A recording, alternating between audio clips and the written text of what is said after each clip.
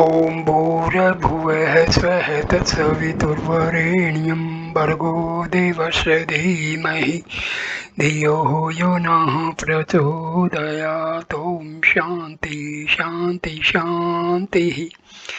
Namaskar my dear friends.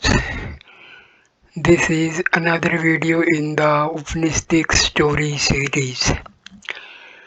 This is the story of Swetketu, and the heading is Life After Death. As a general rule, man has never reconciled himself to the idea of death as the cessation of the ego. In some form or other, different races of mankind have believed in some kind of continuity of life after death. Four questions on this subject have been answered by a prince in this story. There is also an attempt to explain the origin of life, that is the subject of the fifth question. Once upon a time, a young Brahmin named Svetaketu went to the assembly of Panchalas. His father had educated him at home, and he was under the impression that he had completed his studies and that he knew everything that a Brahmin should know. When he entered the assembly, discussions were going on, questions and answers being bandied about. It was usual to hold such an assembly at the time of a sacrifice or a similar ceremony. Prince Parvahana, a Kshatriya, accosted the young newcomer. Have you had your education, young man?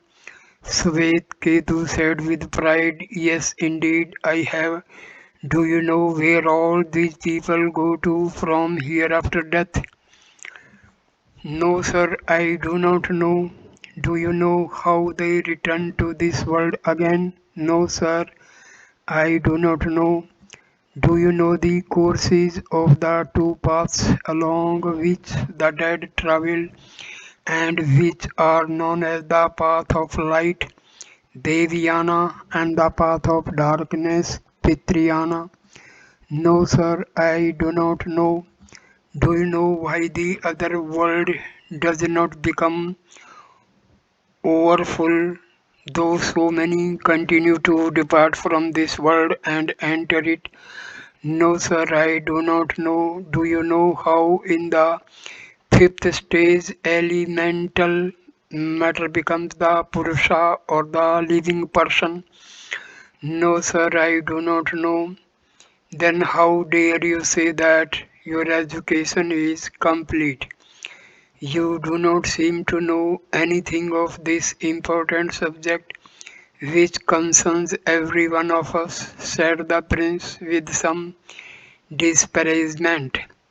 Svetaketu felt humiliated and thought he had been deceived into thinking that he was adequately educated.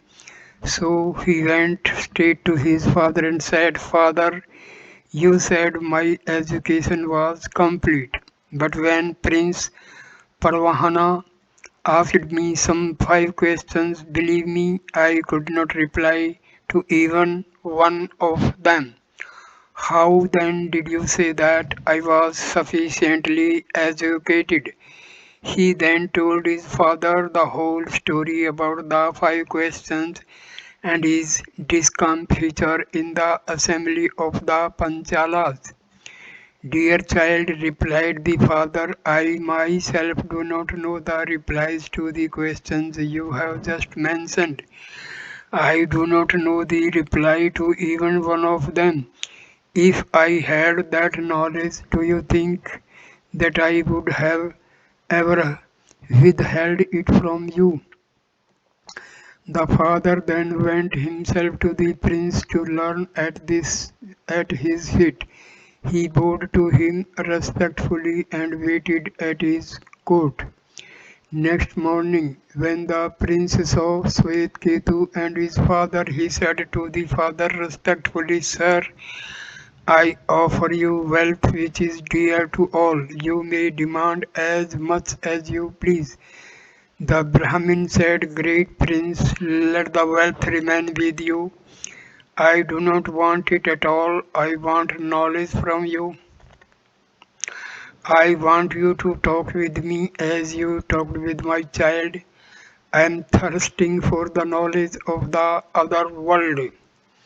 The prince was pleased with the attitude of the Brahmin and requested him to stay at his court.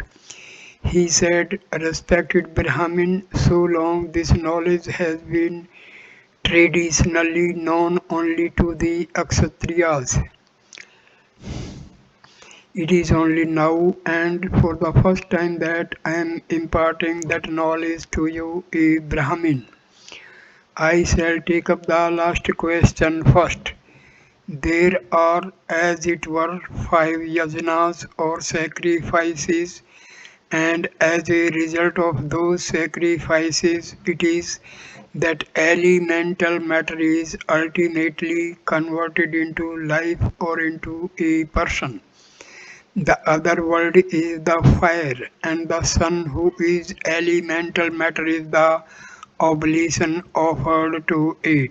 The result of this yajna is the production of soma, the life-giving juice. Then soma is poured into prajanya, the power that brings on rain. The result is rain itself. Then rain is poured as an offering on the earth and food is the result. When food is offered to a man and when he digests it, the vital fluid called reta is produced. When reta enters the body of a woman, the embryo is born and then a child. Thus is elemental matter converted into life after five stages. Then he gave answer to the other four questions. He said, since a man's body is made up of the four elements, it is dissolved into those constituents after death. But the destiny of his soul depends upon his actions and his knowledge. If he has attained real spiritual knowledge, he goes by Devyana, the path of light, and does not return to this earthly existence. His soul becomes immortal. But if he has led a life of desires and spent it in good deeds out of a desire for heaven, his soul goes by Pitriyana. The path of darkness to heaven remains there till his merit is exhausted and then hurries back to this world and takes birth according to the general nature of his former actions. But if his is a life of sin and evil deeds and of wickedness, if he was all along engaged in stealing, drinking, killing, and debauch, or in associating with people occupied with these sinful acts, these are the five great sins. He forfeits his claim to both immortality and heaven. He is born and reborn here on earth, and he goes through the cycle of lives of insects and worms and of wild vermin and suffers interminably. Thus, of those who are born on earth, some pass on and away to the world of Brahma, from which there is no return. Some others go to heaven, stay there for a time, and then return to the worldly existence. Numerous others are caught up in the ever recurring cycle of birth and death. That's why the other world never becomes overfull.